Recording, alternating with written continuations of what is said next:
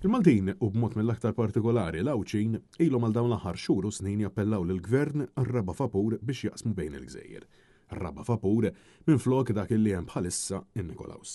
In-Nikolaws huwa vapur Grek illi nbena aktar minn 30 sen ilu u l-għan inizjali tiegħu ma kienx biex iservi bħala vapur tal-passiġġieri iżda tal-merkanzija, vapur li qed jiswa lit-taxxi tal-poplu eluf kbar ta' euro kuljum.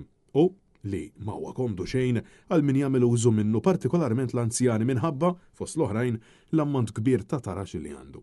Matul din il-ġimgħa, il-mexxej Laburista qal illi Nikolaws eda il-ħtiġijiet tal-poplu u wara Robert Abela sostna illi qed jippjana riforma. Tal-flotta tal-bastimenti ta' Malta ħatamlu ħatinvestu vapuri ġodda għax isu dan sentiment tal-Awċin li kuntenti li żdiet raba' vapur imma dal-imbereg vapur li hemm bħalissa Nikolaws qed idejjaqhom mis-servizz li qed joffri. Se jkun hemm riforma. Se jkun hemm riforma, nifhem li Nikolaws kien bastiment stopgap tgħidli imilu. Ngħid illi qiegħda l-ħtiġijiet imma nixtieq li l-Awċin ikunu u l-Maltin ukoll ikunu moqdija bl-aqwa mod possibbli. Il-ġimgħa filgħodu Net News staqsal lill-eks Ministru għall-Għawdex issa Ministru għall-Agrikoltura Anton Refalo dwar in-Nikolaws. U meta jekk għad xi darba il-Gvern se jkun qed ineħħieħ u jintroduċi vapur denju għall-passiġġieri. Brefalo jisħaq li huwa favur l-aċċessibilità iżda fl-istess waqt faħħar il-fast ferry li ma servizz ovvjament ma tistax titla' fuqu bil-vetturi privati jew tax-xogħol. Jien favur l-aċċessibilità u nilqa' kull ħaġa li tibdel u ġib għall-aħjar l-aċċessibilità. Imma bħalissa ġifieri l-Gvern hemm xi riforma, hemm xi ħaġa għaddejja biex dan jitneħħa.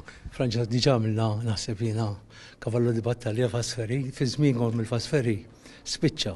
Il-fast ferry ma tistax mur bil-karozza, Ministru. Fi żmienkom neħejtu wkoll servizz tal-helikopter sa jimpoġġu kollox. Bil-helikopter ma tistax mur bil-karozza laqgħa.